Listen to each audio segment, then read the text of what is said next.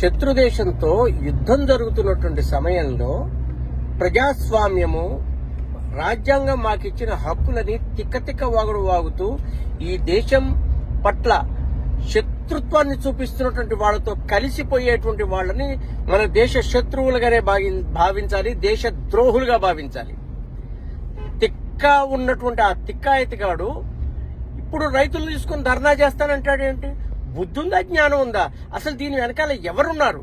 దీని వెనకాల నుంచి ఎవరు నడిపిస్తున్నారు? వాళ్ళ ఉద్దేశాలేంటి? ఇవన్నీ కూడాను తేల్చాల్సినటువంటి సమయమే ఇది. 0.5, 2.5 వాళ్ళతో మేము యుద్ధం చేస్తామని మిలిటరీ అంటుంటే మనకు అర్థం కాలేదేమో, ఇప్పుడు పూర్తిగా అర్థమవుతోంది. ఆ 0.5 గాళ్ళు వీళ్లే. 0.5 గాళ్ళు అంటే మన దేశంలో ఉన్నటువంటి అంతర్గత శత్రువులు. వాళ్ళు పైకి మాత్రం జిందాబాద్ అని అంటూనే దేశానికి దేశ వ్యతిరేకమైన పనులు చేస్తున్నారు.